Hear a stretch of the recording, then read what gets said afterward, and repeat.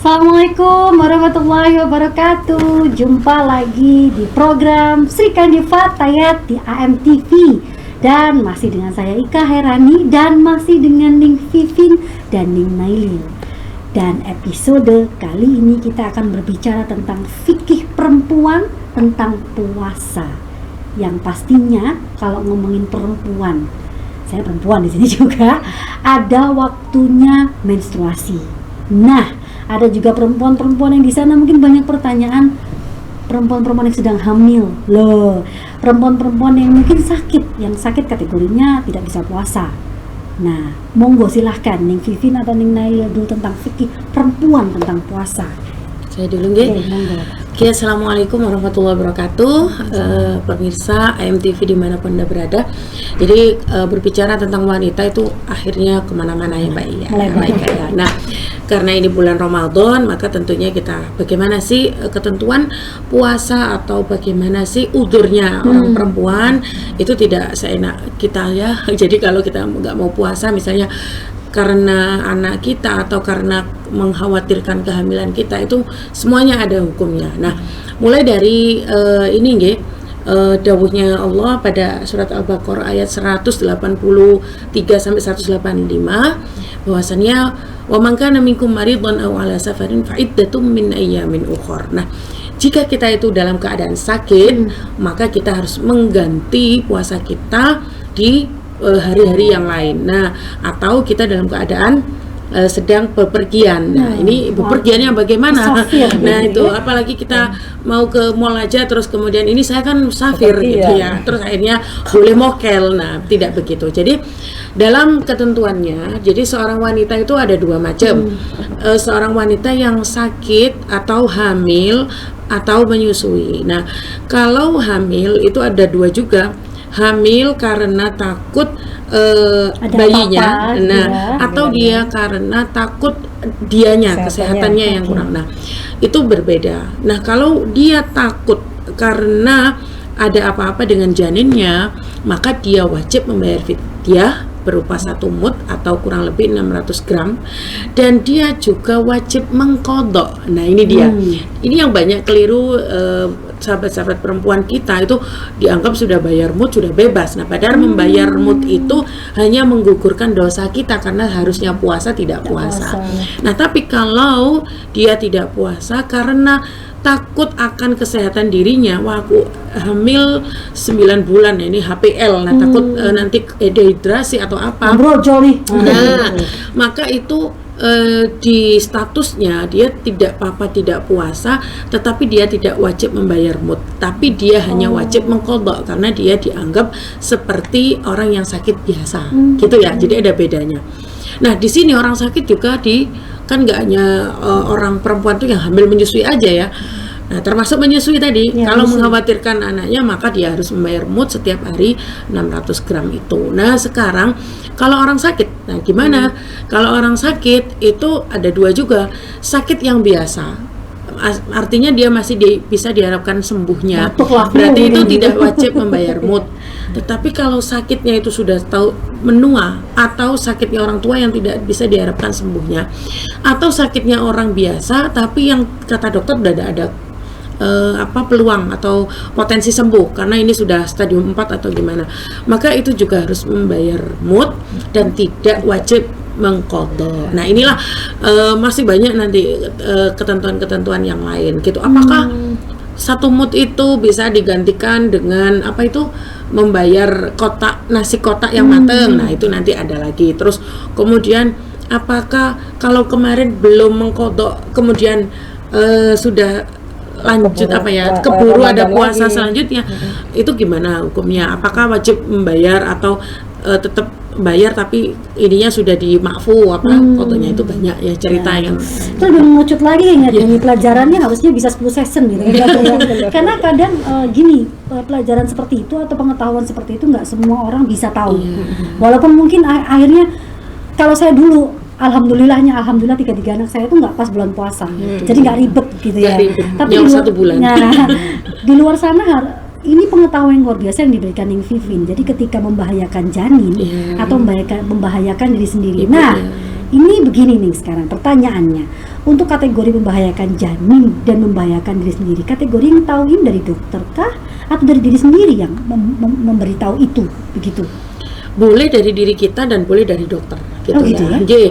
Jadi ketika kita tidak, maaf kalau dari dulu kan juga tidak ada dokter misalnya ya, tapi saya itu punya kecenderungan kalau saya buat puasa nanti saya seperti ini seperti itu, punya asam lambung atau punya apa ini kambuh dan lain sebagainya, atau anak saya menjadi apa. Jadi tidak harus dari dokter kalau menurut saya ya. Jadi kekuatan yang tahu adalah kita, tapi kita tidak boleh sembrono gitu aja. Jadi kalau kita meriang-meriang dikit kemudian langsung mengkambing hitamkan anak kita, aduh ini agak janinnya agak rewel ini, waduh itu Bapaknya pada nah itu dia Mbak Ika, jadi tidak boleh ini dari kita. Jangan terlalu overthinking guys, gitu begini ya. Yang jelas kalau sudah hamil begitu, yang penting anaknya sehat, yang penting dia sehat. Kalau cuma mengkodok dan membayar, menurut saya bukan sesuatu yang berat mungkin ya. Insya Allah pasti ada jalannya pasti Kak. Yang penting anaknya sehat, ibunya sehat. Nah, kalau Ning Nailil, monggo silahkan tentang perempuan ini, perempuan tentang puasa. Ya. Jadi memang bahwasannya puasa Ramadan ini memang diwajibkan gitu ya. Kutiba alaikum siyam yang tadi dikatakan bahwasanya kita semua sebagai umat Islam wajib berpuasa Ramadan. Akan tetapi bagi para perempuan ini ya, justru ada hal-hal yang dilarang untuk berpuasa Ramadan ini ya. Atau ada juga hal-hal yang diperbolehkan untuk tidak berpuasa Ramadan dengan jalan membayar fidyah dan lain sebagainya. Jadi kewajiban kita sebagai seorang muslimah gitu ya untuk berpuasa ini bagi seorang perempuan atau perempuan ini dalam kondisi-kondisi tertentu justru malah haram untuk berpuasa gitu ya. Jadi itu diiri sama bapak-bapak ya. Nah, ini jadi khusus untuk perempuan ya. Ya.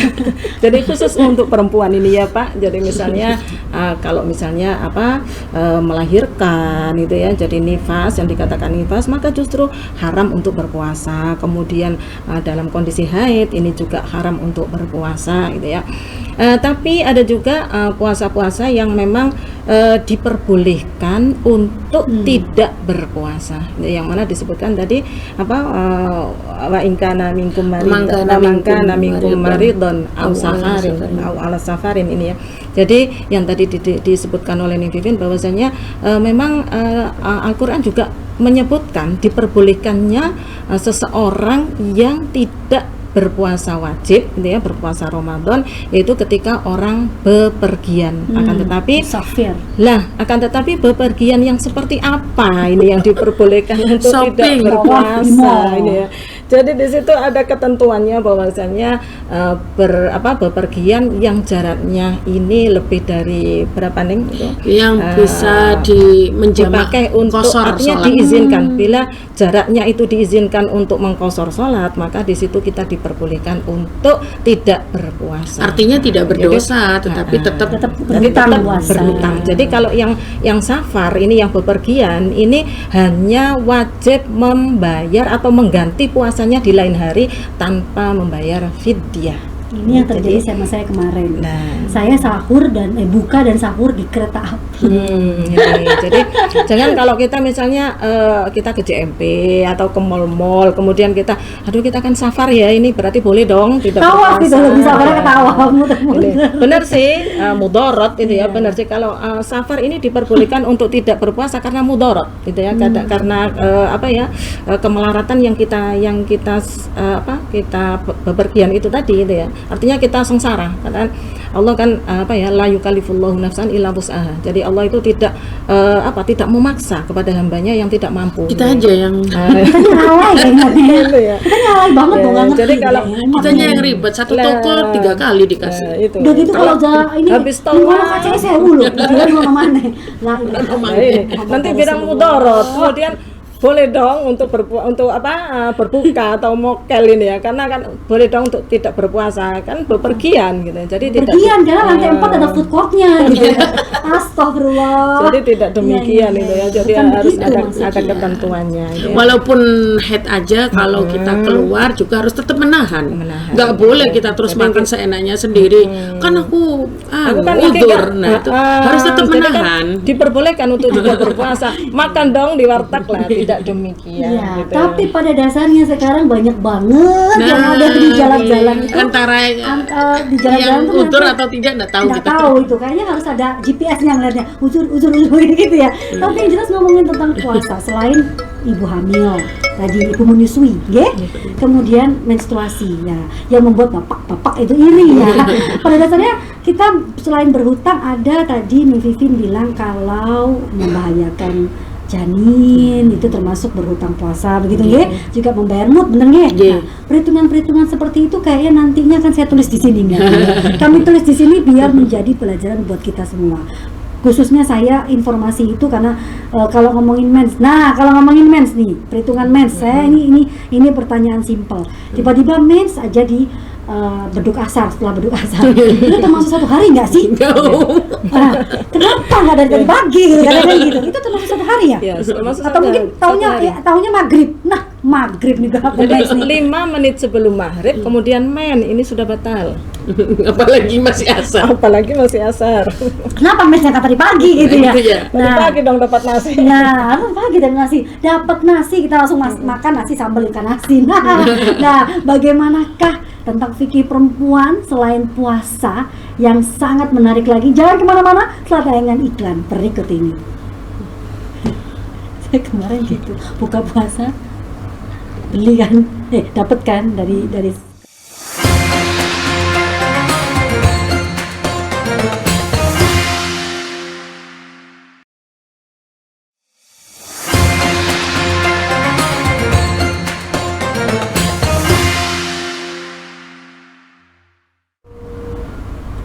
Kembali lagi di Sri Kandi Fatayat bersama Ning Vivin, Ning Nelly, dan saya Ika. Sebelum iklan tadi kita bicara tentang puasa, fikih perempuan dalam berpuasa. Nah, ngomong-ngomong puasa, kodok puasa, wes, utang puasa. Nek durung sampai nyaur ning, moro-moro Ramadan maneh piye iku hitungane? Nah, monggo silakan. Siapa dulu monggo? Ya, saya dulu. Lopo ae. Pertanyaan lopo ae tahu deh. Jadi memang gini ya.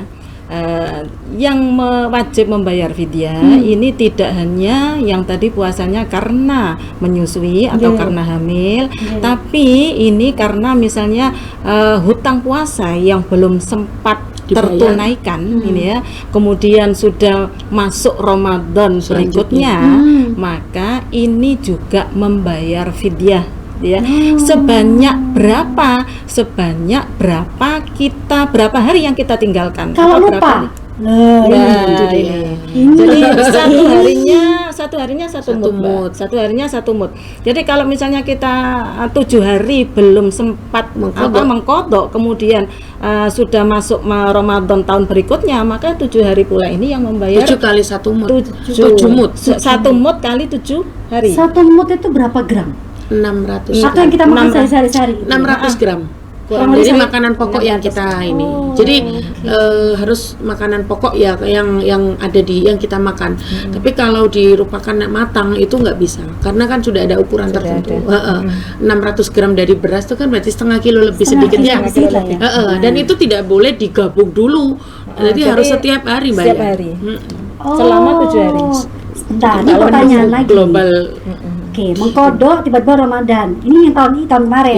Kadang kita berpikir begini, ya Allah, yang kemarin-kemarin tuh kayak ada lagi deh. Ya kan, ini kan bilang dihitung dulu. Karena kita kan, karena mungkin waktu jadi artis dulu sibuk banget ya. Gitu kan. Ini perhitungannya tetap dihitungkan tahun ini boleh tetap. Yang kemarin boleh dijadikan satu. Boleh. Sampai benar-benar jadi lunas. yang misalnya tahun pertama belum ninggal puasa 7 hari, 5 tahun yang lalu boleh. Boleh ya, tahun kita kan berikutnya kita kita total aja semuanya itu. namanya hati ya, daripada Untuk kehati-hatiannya. gitu enggak apa-apa ya nih ya. Nggak apa-apa, jadi di total aja semua. Yang Berapa salah malah kita nunggu tinggal, selesai Ramadan ini baru totalan sekalian Nah, ini nggak jangan. bisa. Oh, Jadi nggak kalau bisa. kita namanya juga fidyah menebus dosa ya. Jadi Iya. kita harus gerakan Mbak Ika. Jadi Jadi, setelah Ramadan langsung gitu. dosanya di mana sih? Dosanya kita menunda-nunda itu tadi. Jadi kita membayarnya atau nebusnya dengan fidyah. Lebih baik cepat gitu nggih. Nah, sekarang pertanyaan lagi nih Ning. Jadi pertanyaan terus. Mengkodok dulu atau puasa Syawal dulu? Oke. Kalau yang pernah saya baca di sebuah literatur ya, kalau tidak salah kitab Turatun Nasihin, justru kalau nggak Baijuri ya Turatun Nasihin itu boleh menyebarkan gitu ya. Jadi Bareng-bareng gitu ya, bareng sama sekalian ya, puasa kodok Jadi- bareng puasa sunnah Syawal. Tapi juga ada yang bilang puasa Syawal itu tidak harus 6 hari berturut-turut sejak tanggal 2 Syawal, tetapi boleh pokoknya dalam waktu 1 bulan Syawal itu. Jadi ini fikih itu memang gitu ya, berkembang. Jadi siapapun boleh ikut yang mana asalkan jelas gitu ya, ikut yang Yang mana. penting dilakuin, jangan cuma dibaca doang. Benar. Iya. Kalau sepertinya kalau teman-teman yang sering dilakukan di masyarakat itu langsung 6 hari. Jadi ada rioyo kupat itu ya. Kupatan, iya. Itu rioyo ini wong poso sing nggak poso ke melo-melo, poso Enak melo-melo soalnya. rioyo kupatan. Lah ini. Enak soalnya kok. Nah itu dia. Iya. Ya, jadi boleh ini menurut saya ya, dan pernah saya baca di sebuah kitab itu. Jadi boleh ya? Boleh, Misalnya setelah J. Syawal dulu mengkodok dulu, setelah itu Syawal kapanpun boleh gitu ya. Karena Oh. tidak harus berturut-turut 6 hari. Yang banyak beda apa ini salah kaprah itu ketika sudah bayar mut itu tidak wajib mengkodok membayar puasanya. kan sudah bayar gitu. Tidak begitu gitu ya. Terus ini lagi Mbak Ika yang biasanya anak-anak kita sebagai anak-anak punya orang tua, sedangkan orang tua kita itu Sudah nggak bisa sudah puasa. nggak bisa puasa, maka kewajiban untuk membayar mut ya kita. Oh. Jadi setiap hari kita harus membayarkan mutnya atau Orang tua yang sakit orang tua tadi. yang sakit. Nggak usah nunggu sampai 1 bulan. Jadi setiap hari kita bayar gitu. Nah kalau orang tua meninggal dan kita tahu bahwa beliau meninggalkan utang puasa, maka kalau beliau meninggalkan sebuah warisan atau harta, maka harta itu tidak boleh dibagi dulu, tapi dipakai untuk mengkodok membayarkan fidyahnya dulu. Setelah itu baru itu namanya tirkah ya, hasil tinggalannya orang tua. Jadi anak itu jangan ojo gopo warisan dulu ya. Gimana tadi sholatnya puasanya ibu bapak kita yang kebetulan sakitnya itu sampai menjadi wasilah untuk sampai wafatnya ngoten nggih, sampai jalaran sedone. Nah itu kita harus betul-betul melok ngopeni gitu loh ya. Harus Nggih. ngerti Nggih, begitu. nggih. Tapi boleh nggak kalau misalnya orang tua kita kan nggak puasa nih, Ya. Ning. Kita yang mengkodok kan Nggak bisa. nggak bisa, hanya Nggih, boleh bayar nggih. fidyah Bayarkan saja. mutnya saja. Nah, Dan memang tidak wajib kan mengkodok karena orang Iya. itu sudah tidak bisa harap-harap sembuhnya. dan Membayar denda saja. boleh kalau saya garis bawahi di sini, bayar fidyah beda dengan zakat fitrah. Ya, Oke? beda. Beda. Nah, kalau udah membayar zakat fitrah, kalau memang tetap ada hutang membayar fidyah, ya harus tetap dibayar. Iya. Ngoten nggih? Oke. Nah, itu harus di ini Pilah-pilah. dipilah-pilah, jangan ya zakat fitrah ya nggak usah fidyah, nggak boleh nggih. Beda. Zakat fitrah itu kan ya kewajiban setiap muslim yang setahun 1 kali ya. Zakat fidyah itu kan beda muslim yang satu dengan yang lain karena udur. Udurnya Kalau tadi. zakat Nggih. untuk semua. Ya, Di garis bawahi ya ibu-ibu, wahai pemirsa AMTV, jangan sampai hanya membayar fidyahnya saja lupa membayar kodoknya saja lupa dengan fidyah. Tapi jangan juga fidyahnya saja lupa kodoknya. Loh, bener nggih? Atau adakah lagi yang mau di-sharingkan tentang puasa ini? Karena kayak tadi perhitungannya agak sedikit bingung nih pemirsa. Jadi ini. begini jelasnya, puasa ini apabila orang itu meninggalkan puasa, khususnya perempuan, ada yang hanya wajib mengkodok puasanya saja tanpa fidyah, yaitu seperti meninggalkan puasa orang yang haid, orang yang nifas, karena memang dilarang atau diharamkan untuk Diharamkan berpuasa, puasa. sehingga ini yang wajib mengkodok saja tanpa fidyah. Ini Mbak Ika ada yang menarik menurut saya nih. Ada yang kemarin itu pertanyaan di saya. Gimana Karena kalau kita mengkonsumsi pil untuk menahan mens, untuk puasa kita supaya Ya, ada tuh, nah ada, itu ada. seperti haji itu kan ada ya. Nah, Iya, itu hukumnya ada pil bagaimana? Benzamin.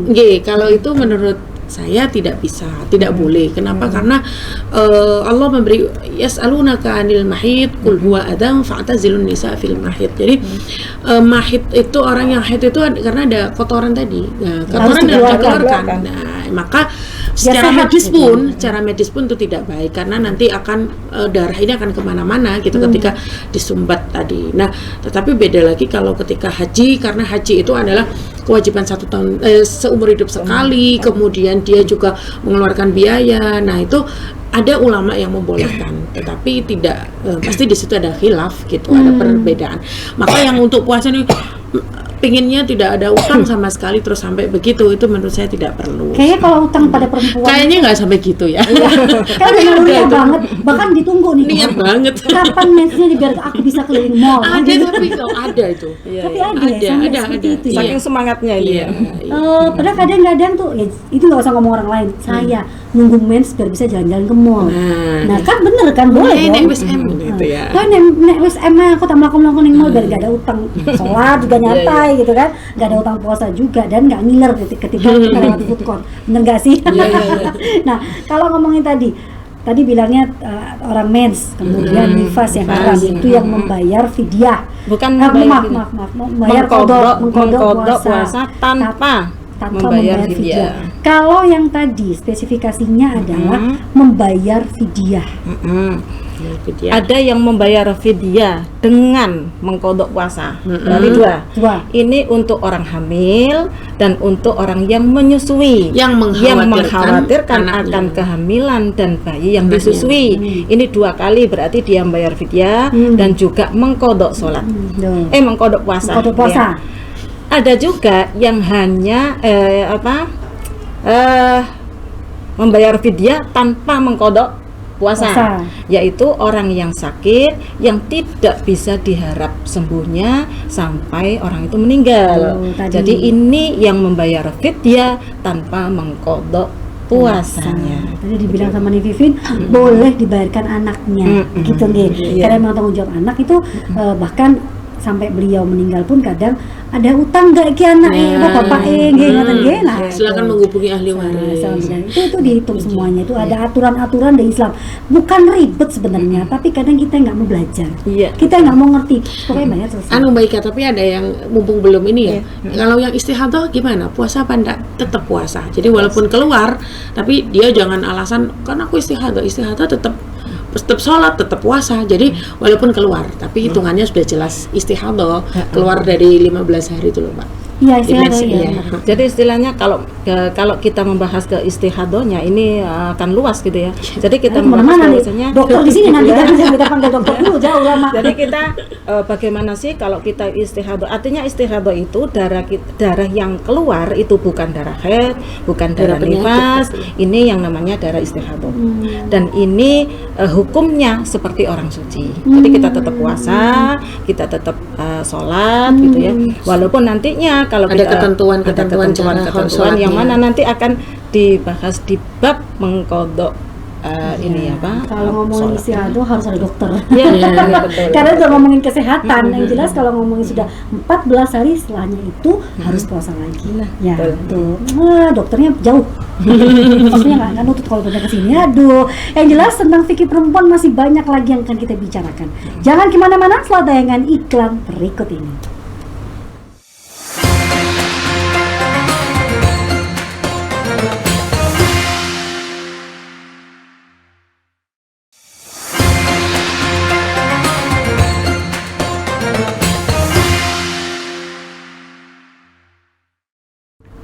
Kembali lagi bersama saya Ika, masih di Fikih Perempuan di Serikat di Fatayat AMTV bersama Ning, Vivin dan Ning Nairi. Tadi sudah bahas tentang puasa, mulai dari mengkodok, kemudian fidyahnya. Nah, sekarang di segmen ini kita bicara tentang sholat. Tapi sebelum sholat ada hal ritual begitu ya, saya bilangnya, yang harus dan wajib diperhatikan juga, yaitu wudhu. Kita ngomongin tentang wudhunya perempuan. Nah, Ning, wudhu dalam segi perempuan dalam segi sih, wudu dalam perempuan ya. Kalau Wudunya ngomong- orang perempuan. Ya, wudunya orang perempuan. Kok dalam segi jadinya. Iya. Wudunya orang perempuan. Kadang ini pengalaman pribadi. Kalau lagi pergi, ini kan riuh nih sama baju. Nah, kadang juga tempatnya juga nggak sesuai. Kayak misalnya kemarin lah, saya syuting di salah satu gedung yang tidak ada musolanya, hanya ya untungnya saja ada keran yang untuk wudhu gitu. Itu menurut saya pribadi itu nggak puas karena air itu nggak bisa kemana-mana gitu. Nah, ini sebenarnya kalau bab wudhu, niki pripun penjelasannya? Yang menurut kita tetap sah, tetap di hati ayem walaupun keadaannya apapun itu. Kalau kamu nggak mungkin dong, masih ada air deh. Iya, oke. Nah ini kalau contohnya saya sajalah kemarin, Iya. nggak sampai sini loh, kayak nggak lego ngoten. Pripun? Saya dulu. Monggo silakan, siapa dulu? Jangan. Oh. Jadi kalau di Al-Quran surat Al-An'am apa ya? Jadi ya ayyuhalladzina amanu idza qumtum ila sholati faghsilu wujuhakum wa aydiyakum ilal marafiqi wamsahu biru'usikum wa arjulakum ilal ka'bain. Jadi sudah jelas di situ bahwa kita harus mengalirkan faghsilu wujuhakum, itu mengalir bukan ngusap loh ya. Ya, Jadi membasuh mengalirkan gitu ya. wajah, membasuh, dan mana yang dibasuh adalah semua yang ada di sini, dan di sini tuh ada batas-batasnya ya. Dari mulai tumbuhnya rambut ya. Jadi itu menjadi pembatas kita sampai sini. Nah, ini kadang saya pernah lihat orang wudu itu jilbabnya cuma digini loh nih. Jadi biar nggak basah. begini. Jadi jelek ini. jadi saya lihat tuh kok mungkin nggak pakai dilepas. Nah itu betul jenengan. Jadi kita itu dihadapkan oleh kondisi-kondisi yang Iya. kadang-kadang tidak sesuai dengan Unexpected ini kita lah, bahasa ekspektasi. Jawa ini Nah, lah. nggih. Jadi air itu memang tidak seperti yang kita harapkan. Kemudian Tempatnya. kondisi kita gitu ya. Nah, termasuk faghsilu wujuhakum wa aydiyakum ilal marafiq. Ini tidak bisa ditawar. Ilal marafiq itu minimal loh ya. Kalau ada yang sampai di sini ya Iya, nih. iya. Nah, inilah yang menjadi masalah. Makanya kalau kita pergi, jangan sampai kita itu yang nanti pasti saya sholat. Nah, ketika itu maka memikirkan Baju outfit, apa? baju kita itu yang OOTD. OCD-nya itu harus yang nyaman dan tentunya bisa untuk buat ibadah. wudhu gitu. Nah, jadi kadang perempuan itu nyuwun sewu ada yang sepertiga ya. Hmm. Ini yang 7/8. 7/8. Jadi batik-batik yang sekarang itu jarang sampai sini. Yang jadi itu mesti kadang-kadang segini. Nah, Kurang bahan ini mungkin. tapi kalau dipakai gini sudah nggak bisa. Nah, Kita- itulah nah kadang. itu harus cari kamar mandi yang sekiranya bisa melepas baju sehingga kita bisa ini. Kalau dipaksa nanti sobek atau robek. Nah, Yang itu penting gaya dia. baru itu. Jadi atau memang mereka memaksa sampai sini, nggak sampai siku ya, kurang sedikit aja.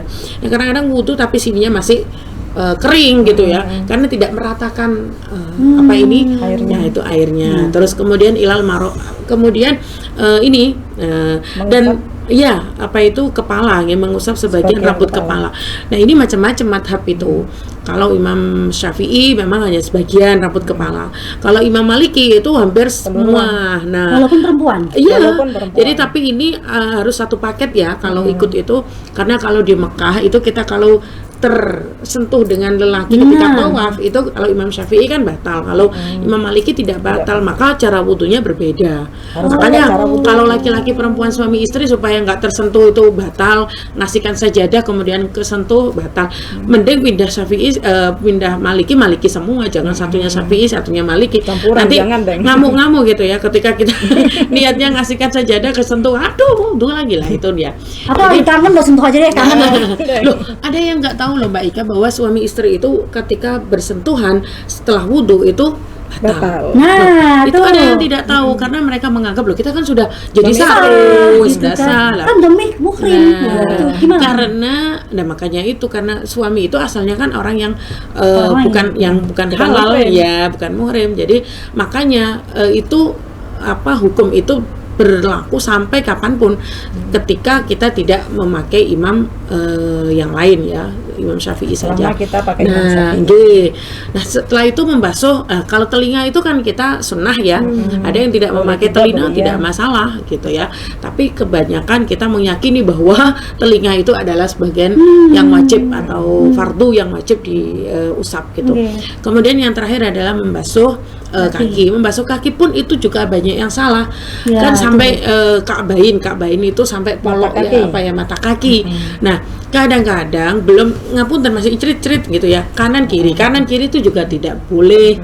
Yang boleh adalah kanan 3 kali, kiri 3 kali, oke. 3 kali gitu ya. Jadi ini yang perlu dipahamkan ketika kita melihat teman-teman ketika di masjid, yaitu tadi was-was juga tidak boleh, tapi jangan terlalu meremehkan gitu ya. Jangan terlalu sembrono. Biasanya nyun sewu perempuan itu istinja saja itu yang paling banyak disiksa wanita itu gara-gara istinja atau ketika Bersuci. cebok bersuci tidak bersih. Nah, Tuh, ibu saya selalu ingetin loh. ketika pakai celana ketat kemudian tidak di Angkat mungkin ya? Tidak diangkat. Kalau perempuan menurut saya harus dilepas itu. Kalau laki-laki kayaknya. masih bisa. Mungkin lebih aman dari segi itu kayaknya ya kan. Paling enak rok. Paling enak Jadi rok. itu berkembang di sana. Jadi banyak sekali sebelum wudhu mereka ke kamar mandi dulu dan saya lihat, celananya tidak digulung Naikkan, sampai tidak dinaikkan. Dan saya tadi bilang, dalam hati itu tadi nyun sewu buang air kecilnya gimana ya caranya? Kan ngepres banget. Nah, ternyata kalau ngapunten istinjaknya tidak sempurna atau masih mengenai najis di ini kita, maka bagaimana dengan wudunya? Kalau wudunya tidak sempurna, bagaimana dengan sholatnya? Nah, itulah menjadi Panjang akhirnya monggo, begitu ya. panjang. Gini. Lama dan lebar. lama dan lebar. Jadi memang silakan gini, nih. ada beberapa hal yang perlu digarisbawahi, perlu diperhatikan bahwasanya wudhu dan sholat ini adalah satu kesatuan yang tidak bisa dipisahkan. Ya. Karena sholat ini adalah wajib, maka kemudian wajib ini akan menjadi sah manakala dengan berwudhu. Maka wudhu ini hukumnya juga wajib. Wajib, Dan wajib ini, wudhu yang wajib ini, kemudian ada beberapa hal yang harus kita perhatikan. Ya, tidak hanya sekedar membasuh, tidak hanya sekedar mengusap. Ada membasuh, ada mengusap. Ya. Karena apa? Karena kalau membasuh ini airnya harus mengalir, dia harus biar gitu ya membasuh. Jadi kita nggak bisa misalnya ngusap kaki aja deh lah, ini nggak bisa. Aduh, emang lipstiknya nih. Nah, ini juga nggak bisa gitu ya. Jadi harus beberapa hal yang harus kita perhatikan. Kalau mengusap ini hanya untuk sebagian kepala saja. Ini mengusap. Ya kalau digerojokin juga terus namanya. Jadi selain itu kita membasuh. Jadi membasuh itu airnya harus mengalir. Kemudian ada batasan-batasan yang mana di situ memang harus harus dibasuh. Kalau kurang maka wudunya menjadi tidak sah. Kalau wudunya tidak sah maka sholatnya menjadi tidak sah pula. gitu ya. Ini. Jadi yang perlu diperhatikan batas dari membasuh tangan. Ini yang banyak orang lalai, gitu ya. Jadi ketika bajunya ini ketat maka sudah cukup di sini saja. Nah ini. Sini biasanya. Nah, atau kalau kurang ke atas, padahal di situ di ma'al ma'al mirfaqo ini. Jadi kalau ma'al ini beserta. Kalau beserta ini maka sikunnya harus ikut dibasuh gitu. Demikiannya dengan mata kaki. Kalau kita pakai celana ketat, maka kita harus bisa Susah itu mengangkatnya. Jadi harus kebasuh itu sampai ke mata kaki. Kalau mata kakinya tidak kebasuh, maka menjadi tidak sah wudunya, sehingga tidak sah pula sholatnya. Sehingga wudu menjadi penting bagi kita untuk mengetahui bagaimana cara wudu yang benar atau batas-batas. Demikiannya dengan membasuh muka. Membasuh muka ini kita tidak hanya sekedar gini ya, tidak hanya sekedar membasuh hidung saja ini ya. Karena apa? Karena ada batas-batasan di situ yang Sampai namanya wajah ini yang harus ditubuhi dibasuh, rambut ini. yang harus dibasuh. Ini wajah ini kalau dari atas ke bawah ini dari tumbuhnya rambut sampai ke dagu. Ini ya, jadi ini yang harus kebasuh. Harus basah gitu Harus ya. basah gitu Harus ya. benar-benar. Kemudian dari batas telinga kiri sampai telinga kanan ini harus basah semua. Jadi nggak boleh kita eman bedae, eman lipstiknya sehingga kita pakai begini saja. Iya, Lah, benar. kemudian yang penting lagi ini tentang perempuan kebanyakan dengan memakai make up gitu ya. Memakai make up yang di situ bisa menghalangi air dengan kulitnya. Ini yang menjadikan batal Deng. atau tidak sah wudunya. Nah, tapi pada saya sekarang kalau ngomongin makeup banyak kok yang based on water. Jadi bisa tetap aman di kulit gitu loh. Ada banyak kok sebenarnya kalau pilihan-pilihan yang itu enggak, sebenarnya. yang tahan air itu namanya apa? Waterproof. Waterproof itu yang Nah, saya itu yang nggak boleh. yang saya khawatirin ke teman-teman Jadi kita itu banyak ngapunten maskara gitu ya, maskara waterproof dan lain sebagainya. Maskara Oke. waterproof. Pokoknya jangan hidup yang waterproof kasihan. intinya air ini harus sampai ke kulit wajah. Jangan sampai terhalangi oleh make up yang menjadikan air tidak Bisa menyentuh nempel. atau nempel dengan kulit. Hanya itu. Jadi kayak bijak-bijak lah pilih make up. Nah. Yang banyak Harusnya yang ada tidak mengandung sponsor. waterproof. Nah. Sponsor di sini. Bisa Sponsornya mungkin, di sini. silakan, bisa kok menghubungi aja. Fatayat aman deh pokoknya. Berarti kalau ngomongin tentang wudhu, kalau dibahas seperti ini kayak ribet banget ya. Tapi sebenarnya enggak kok saya lihat. Itu semua kembali ke kita lagi biar nanti lebih bersih, lebih suci, mungkin lebih aman, nyaman gitu ya. Untuk sholatnya kita menghadap Allah tuh lebih, mau sore menghadap Allah asal-asalan gitu ya. Mungkin begitu. Dan make up. Nah, ngomongin make up, saya juga sering banget bermake up. Saya pribadi memilih make up yang tidak waterproof. Lebih baik. Karena apa? Karena ya tadi jenenge waterproof. Bebas air lah, aku butuh biasa. Kalau saya sih baliknya ke situ ya, ternyata yang dibahas sama perlu Ning di sini. dipertimbangkan, Berarti ya. saya pintar, hore. Nah, Tepuk salut. tepuk salut. Nah, berarti ngomongin tentang sholat, belum sampai ke sholat, tapi kita harus iklan dulu. Setelah iklan, kita akan bahas satu paket tadi, wudhu dan sholat. Jangan kemana-mana.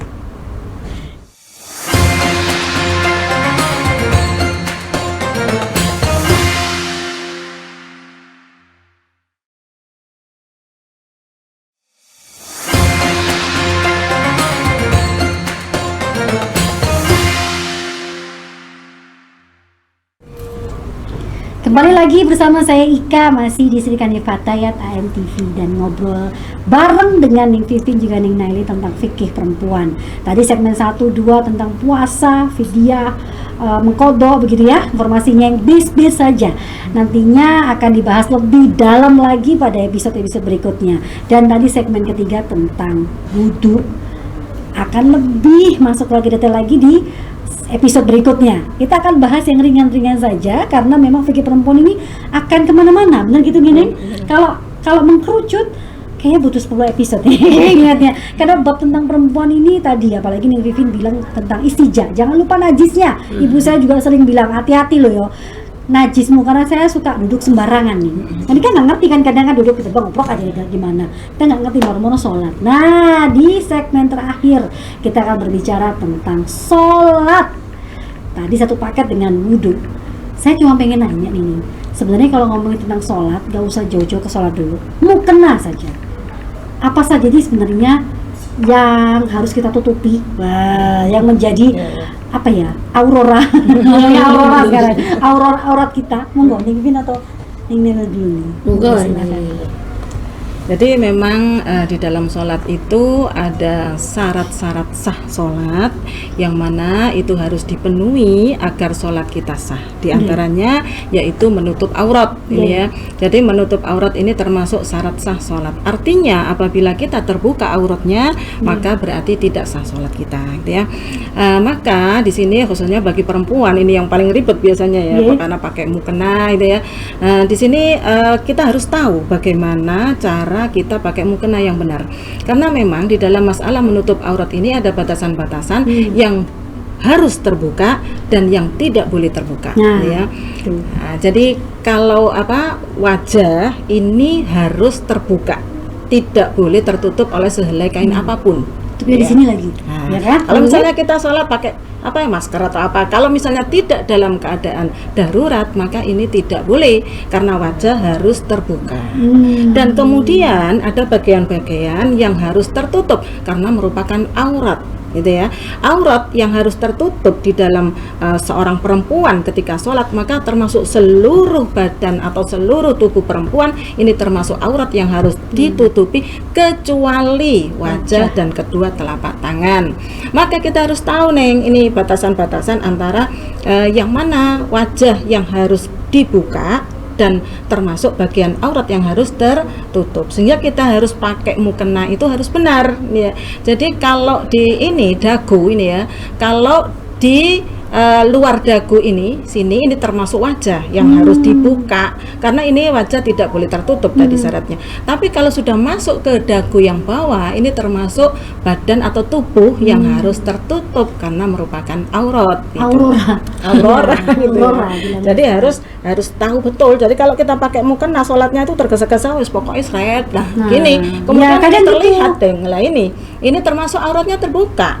Sedangkan satu helai rambut saja kalau terbuka aurat itu berarti sudah tidak sah sholatnya, sudah gugur sudah sholatnya. batal, sholatnya harus mengulang, ditutup auratnya kemudian mengulang. Maka kita harus tahu betul batas-batasnya. Ingat ya, bukan tangan aja nih. Baik ya, kalau ada orang ya habis sholat salam terus diingatin, ada rambutnya lo satu gitu, aku lo karo sudah menengah yang rame-rame itu nggak boleh, batal. Itu artinya harus mengulangi. Jadi jangan dianggap gini, aku belum nggak ngerti, sudah dileng. Kalau sekarang lagi tren ini ciput murah 5.000. Oh gitu ya. Lagi tren sekarang begitu Iya, Nena. iya, Kenapa iya. saya bertanya tentang mukena? Karena kemarin waktu saya masih di kereta api, waktu saya jadi musafir kemarin, begitu sholat saya lupa nggak pakai kaos kaki. Ini gimana ya hidup saya kan, mau sholat ini kan, mau traweh gitu di dalam kereta api. Akhirnya saya pinjam kaos kaki teman saya. Nah, karena yang saya tahu adalah wajah dan hanya telapak tangan. Nah, itu priponing. Oke. Benarkah saya? Wah, saya nggak bilang benar sih. Nah. Toh pripon itu nih. Saya Monggo. Oke, jadi gini, kalau kita sudah menguasai ilmu bagaimana menutup aurat, maka dihadapkan dengan mukenah model apa saja, atau dihadapkan dengan kondisi yang sesulit apapun, kita bisa survive gitu ya. Nasib kita bagaimana? Nah, jadi itu intinya adalah tadi ilal wajah dan kedua telapak tangan. Nah, ini kalau misalnya tidak ditemukan mukena, maka kaos kaki sudah menjadi penyelamat. Namun hati-hati dengan tangan kita gitu, karena tangan kita walaupun ini sudah aurat ya. Jadi kalau pakai baju sendiri ya, pakai baju sendiri, maka ini harus benar-benar rapat. Jadi ketika dibeginiin Allahu Akbar itu tidak melorot seret gitu ya, tidak terbuka. Dan sebenarnya punggung ini bukan ya, tetapi maka tetap ya punggung termasuk aurat ya. Jadi begini yang ini yang tidak boleh. Makanya kita harus pakai mindset itu kalau atau deker ya kalau kita perempuan itu. Nah, selain itu walaupun kita pakai abaya atau jubah biasa sebagai ganti mukena, asalkan tadi sudah memenuhi syarat. Cuman jangan sampai kerudung kita ini, kerudung atau jilbab kita ini yang ngapunten agak transparan, yang rambut kita itu keluar dari sela-sela ini. Ada kan lagi ngetren. Jadi di belakang karena tidak pakai ciput 5.000 tadi. Terus akhirnya yang belakang itu ada rambut-rambut kecil ya yang menusuk-nusuk. Nah, itu juga hati-hati. Yang dimaksud transparan itu adalah yang dimana ketika kita melihat itu tahu warna kulitnya. Jadi misalnya pakai putih, mukena parasit yang putih yang tipis itu anggapnya wes sudah ini kan sekarang yang traveler itu ya, bagi itu yang tipis banget itu, tipis banget, kecil banget mana. lah, itu jangan sampai. Nah, itu tadi harus mengetahui ilmunya. Kalau ketika dipasang ternyata kulit kita itu masih ketika kita pakai segini ya kelihatan. Ternyata kita tuh kelihatan wong iki putih, orang ini hitam misalnya. Nah, itu sudah tidak boleh gitu ya, tidak boleh dipakai transparan tipis gitu. Nah, sekarang itu banyak sekali yang sutra atau yang apa itu ya. Makanya mau mukena model Asanti, mau mukena model Syahrini, mau mukena model apa, yang penting kita tahu pokok-pokok dasar aurat yang harus kita tutup gitu ya. Jadi bener di Mekah itu juga gitu neng saya. Pokoknya jadi di Mekah Madinah itu kalau sudah kepepet the power of emak-emak, semuanya itu bisa jadi apanya dibulet apa kayak gitu. Karena di sana itu yang pakai mukena hanya orang-orang Melayu gitu ya. Kalau orang India itu sudah dibulet gitu aja ya. Yang India Pakistan itu dibulet gitu. Jadi kan ada masih kelihatan rambutnya tuh. Ya itu kan jangan menyalahkan. Disitulah banyak pelajaran. Jadi di mana muslimah seluruh dunia berkumpul dalam satu Masjid Nabawi. Terus gak usah ngomong, gak usah cari kesalahan mereka, karena mereka punya jalur sendiri. Sedangkan kita, kehati-hatian ulama Indonesia itu karena tahu dulu kita itu pakaian kita itu tidak bisa menutup aurat secara utuh keseluruhan. Jadi dulu kan pakai kebaya gitu ya, pakai ini, maka dibuatlah mukena. Nah akhirnya mukenanya dulu kayak ngapunten kayak pocong gitu ya. Jadi hanya polos dari kain dulu pernah pakai kain kafan juga pernah loh. Itu dibuatkan ya kain mori gitu ya. Nggak ada bordir, nggak ada apa. Terus ini kalau pondokan itu paling terkenal ya ininya dengan apa itu nih? Ada tempat dagu itu loh. Jadi segitiga.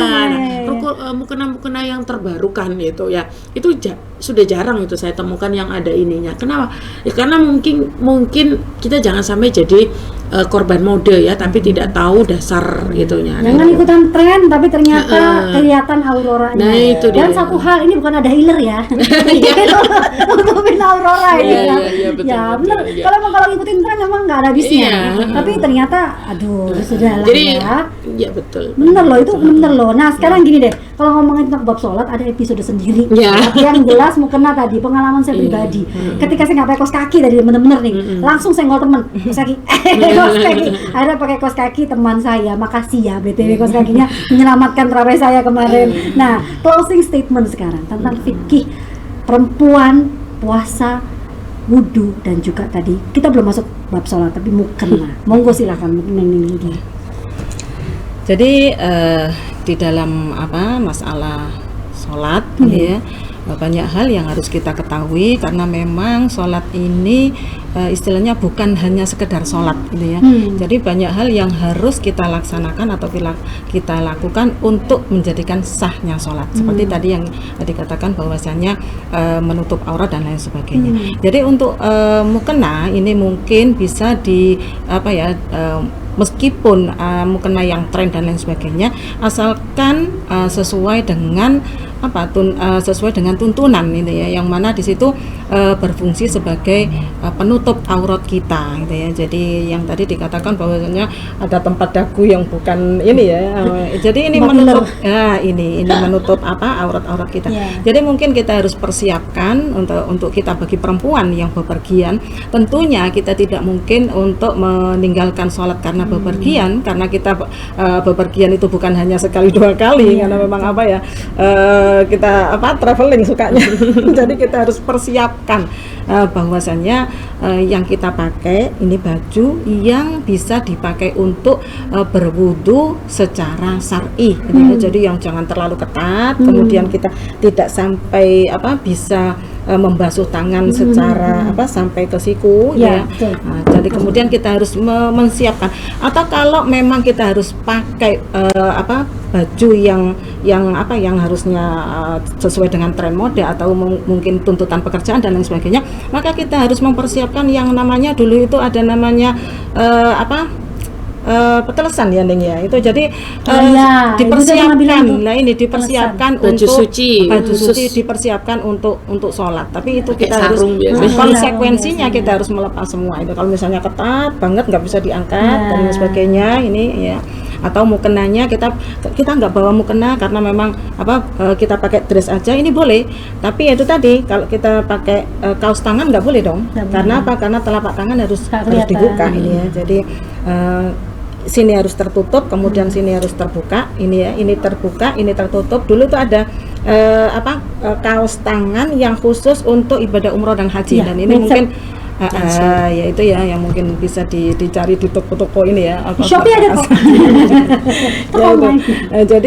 Jadi kita harus ini kan memang sulit ya, sini yang harus terbuka karena memang harus terbuka kedua telapak tangan, harus menyentuh tempat sujud, kemudian ini termasuk punggung tangan, ini termasuk aurat gitu ya, sehingga kita harus menutupnya. Maka kita sebagai muslimah ini ya, tentunya sebagai perempuan kita harus betul-betul memperhatikan fikih tentang perempuan, karena memang kita dituntut pekerjaan, kemudian dituntut banyak lagi hal-hal yang harus kita yang harus kita kerjakan, tapi kita jangan sampai meninggalkan kewajiban yang utama yaitu sholat dengan segala syarat dan rukunnya itu tadi. Gitu, saya kira seperti itu. Kalau nih Vivin mau closing statement mengenai fikih perempuan yang kita bahas di sini, yang belum mengkerucut dia belum. Kita ini cuma lapisan aja ya, tapi udah mulai seru, banyak hal-hal yang saya sendiri pun akhirnya banyak O-nya. Mungkin bisa di MTV di luar sana juga banyak O-nya. Monggo silakan. Ya, disitulah pentingnya. Jadi karena misi kita di dunia ini, wa ma khalaqtul jinna wal insa illa liya'budun, karena ibadah itu menjadi tujuan Allah menciptakan kita, maka ibadah ini harus ada ilmunya. Kalau kita ilmu fikih adalah ilmu aplikatif yang harus kita kuasai, karena segalanya berhubungan dengan itu. Kalau kita tidak tahu, maka kita akan berdosa. Karena apa yang kita lakukan, sholat, puasa, tidak ada artinya kalau tidak memenuhi syarat dan rukunnya gitu. Jadi ngaji, banyak belajar ilmu fikih, apalagi perempuan yang kompleks sekali permasalahan problematikanya, dan ini pada zaman ini sudah degradasi menurut saya, karena banyak sekali anak-anak muda yang kalau memakai mukena di sekolah di setingkat SMP, SMA juga tidak paham bagaimana cara memakai dengan baik dan benar. Jadi sampai kelihatan sininya, sampai kelihatan rambutnya itu nggak di ini, atau kalau pakai mukena terlalu ke bawah begini sampai keningnya tidak bisa dipakai menyentuh waktu sujud. Jadi itu pun harus terbuka ini. Iya, jadi jumlahnya harus kelihatan. Jadi itu penting sekali, dan mudah-mudahan kita diberi kekuatan sama Allah untuk dalam ketaatan itu kita mencari ilmu, itu penting gitu. Nah, udah deh 4 segmen tapi ilmunya udah kayak 4 tahun ya kan, kuliah kerja nyata di sini. Yang jelas nanti episode berikutnya saya menuntut, tadi bilangnya yuk nih kita bicara lagi tentang mengkerucut sholat untuk khususnya perempuan nih. Ini kalau ngomong perempuan tuh tadi ya udah bilang itu aurora loh, ini aurora enggak, ada kayak gitu-gitu. Hal-hal yang sebenarnya kadang orang tuh menyepelekan. Kita sebagai perempuan kadang halah ngeletok aja kayak tadi Neng Vivin bilang, rambut titik kayak gitu. Halo, malaikat yang nulis. Kayak gitu-gitu ya. Kita ngobrol nanti next episode. Yang jelas saya akan menuntut beliau rawuh lagi ke sini, kita bicara tentang hal-hal yang bermanfaat, dan pastinya nantinya buat sangu kita untuk biar istiqomah lagi beribadah. Gitu ge. Matur nuwun rawuhnya. Semoga sehat selalu. Dan amal perbuatannya diterima di bulan Ramadan suci. Matur nuwun semuanya. Mohon maaf kalau ada salah-salah kata. Kita pamit undur diri. Wassalamualaikum warahmatullahi wabarakatuh. Waalaikumsalam warahmatullahi wabarakatuh.